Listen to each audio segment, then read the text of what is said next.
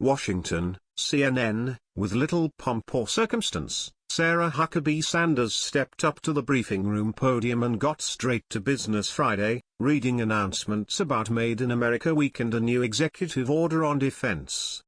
Minutes later, newly minted Communications Director Anthony Scaramucci announced she was formally taking over as White House press secretary. In the aftermath of a chaotic communications staff shake-up at the White House last week, there was little attention paid to a new milestone as Sanders assumed the role. With her appointment, the White House, Pentagon, State Department and Justice Department were all officially represented by female spokespeople. The moment marks the first time that women have concurrently served as the face of the most high-profile roles in an administration.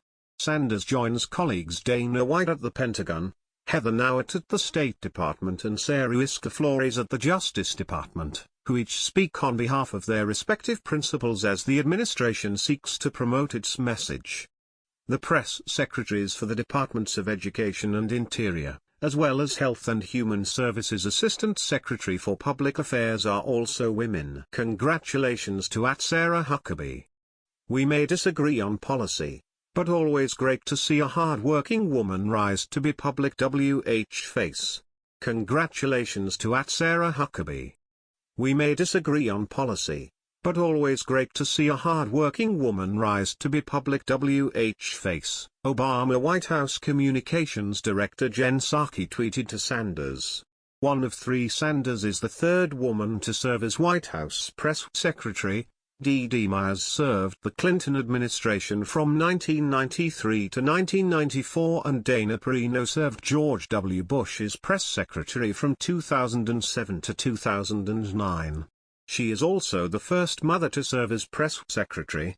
Myers had children after leaving the administration, injecting a new perspective to the role. To the best of my knowledge, I am the first mom to hold the job of the White House press secretary.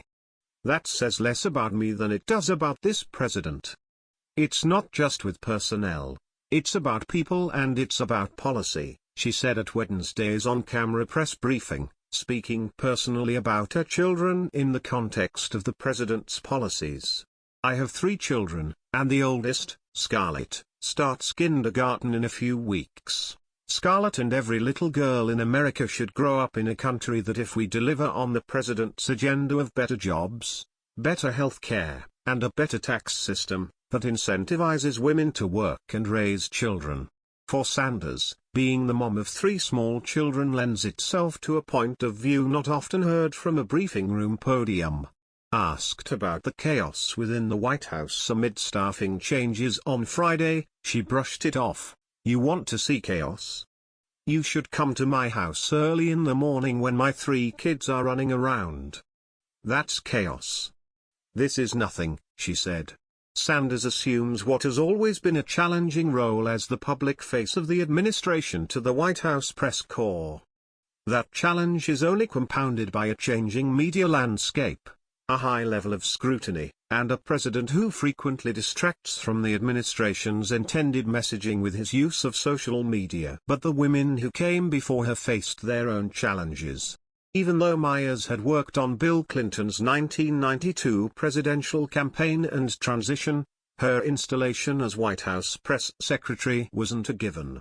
While I wanted to be press secretary, and I'd earned my stripes over the previous decade, particularly during the recently ended campaign, I knew I didn't have the perfect resume. I was 31 years old, I had never lived or worked in Washington, and I was a woman, Myers wrote in her 2008 book. She was offered the job, but started with the lower rank of deputy assistant to the president, and a smaller salary. I didn't know what to say. I'd just been told I was going to be White House press secretary, a job that I had barely dared to dream about, but it wasn't quite what I'd imagined, she wrote. Myers' no-nonsense, straightforward style earned her icon status. She inspired the fictional character of Bartlet administration press secretary C.J. Cregg on NBC's The West Wing.